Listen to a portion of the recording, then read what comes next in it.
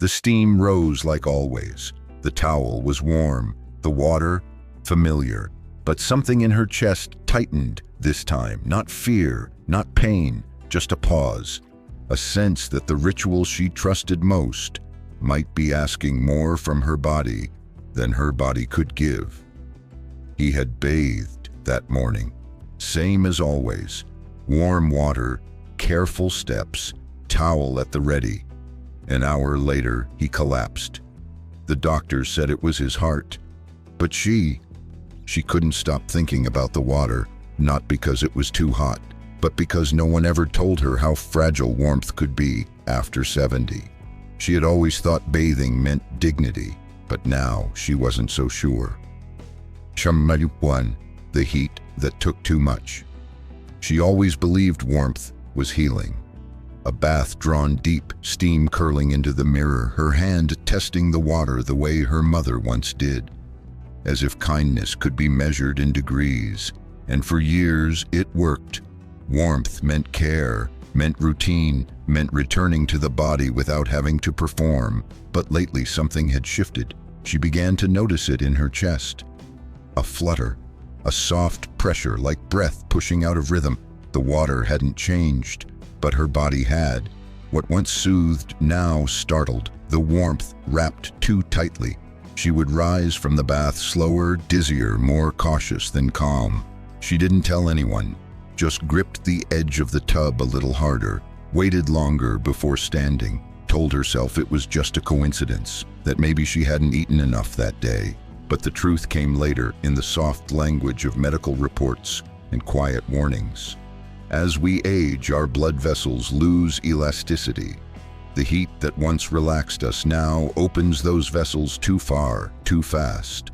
Blood pressure dips, the heart strains to compensate. The room tilts slightly, and with it, so does safety. A bath drawn at 42 degrees is no longer gentle. It becomes a wave a tired heart must learn to outrun. She hadn't felt afraid at first, only surprised, only unprepared, because no one told her that the rituals of care might someday ask too much. No one told her that warmth could become weight. And so now she stirs the water with slower hands, not to check for heat, but to ask the body, is this still okay for you? Because healing, she's learning, is not always doing what feels good. Sometimes it's choosing what feels safe. 2. When clean becomes too much. She still bathed every morning, not out of vanity, but because it made her feel whole, like she still belonged in her own skin. She scrubbed gently, the way her mother once taught her, working from neck to ankle, as if cleanliness itself could hold her life together. It was never about impressing anyone. It was about staying present, staying in control. But lately, her skin had begun to sting. A quiet burn after each rinse, a dryness that no lotion could soothe, tiny flakes at the edges of her elbows, the feeling of tightness under her arms that left her adjusting her sleeves all day. She thought maybe it was winter, the radiator, the aging soap, but the mirror told a different story. One morning, as she toweled herself dry, she caught her reflection, arms taut across her chest, skin stretched, pinked, as if it had been asked to endure more than it could quietly manage. And in that moment, something softened in her.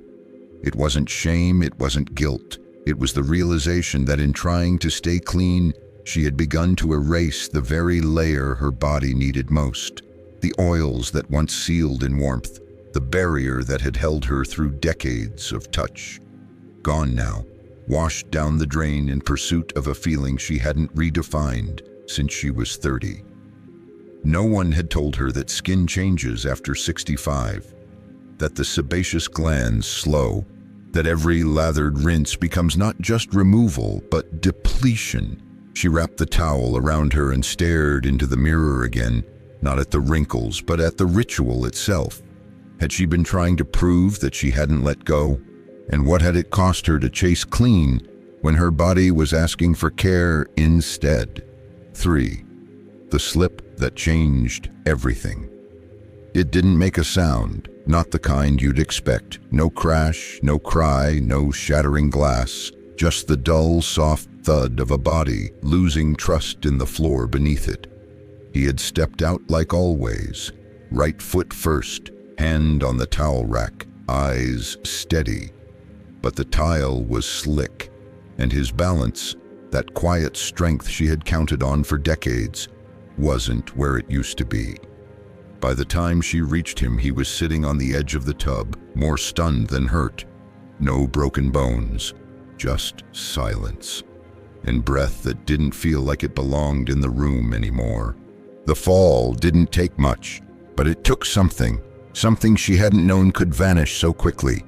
His confidence, his rhythm, his voice at breakfast the next day, smaller somehow, as if the body had been humbled in a way the spirit hadn't caught up to yet. She'd always thought of the bathroom as the cleanest place in the house. Now it felt like a warning.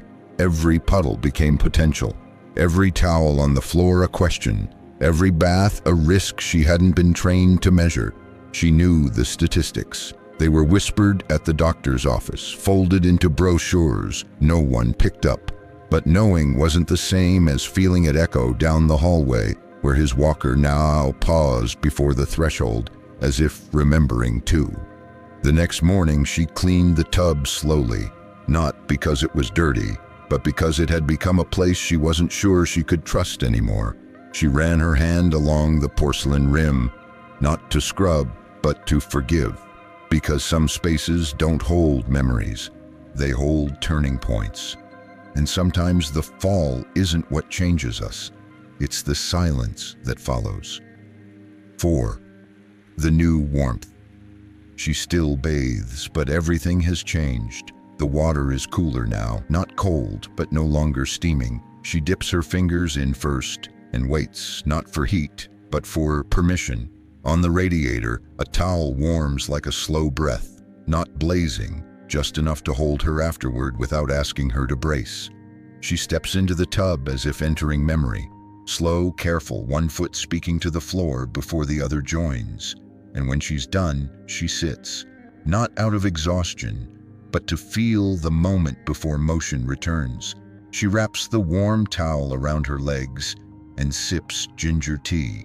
Not to detox, not to reset, just to remind her body that nothing is being rushed today. No one taught her this, no doctor, no book. This came from instinct, from the body itself saying, "Please don't shock me anymore." The old rhythm was faster, bath, dry, dress, go.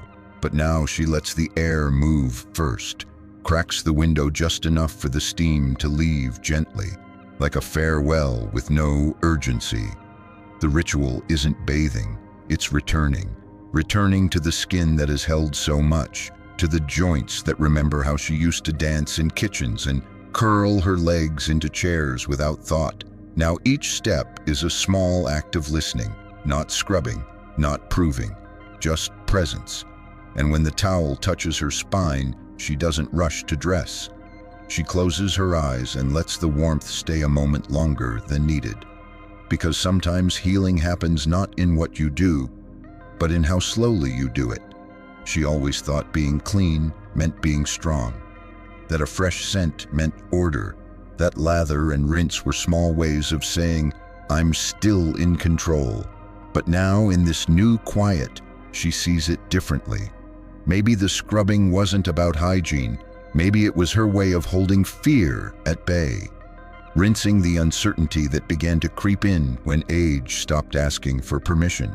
She had scrubbed harder on the hard days, used hotter water on mornings that felt too empty, reached for soap when silence became too loud. She thought she was protecting herself, preserving dignity, but the truth was softer than that. The most fragile parts of her, the creases, the thin-skinned places, the ones no one ever complimented, didn't want to be erased. They wanted to be met, not with performance, but with presence. She sees it now. The body was never asking to be purified. It was asking to be noticed, to be cupped gently in warm cloth, to be washed like memory, not like mistake. And in that realization, something shifts. Not regret, not guilt, just the soft understanding that care was never meant to come at the cost of connection. She didn't need to be scrubbed clean. She needed to be kept close. She still bathes, but now it's no longer about starting the day, no longer about staying ahead of something slipping just out of reach. She bathes to return, to revisit a body she once hurried through.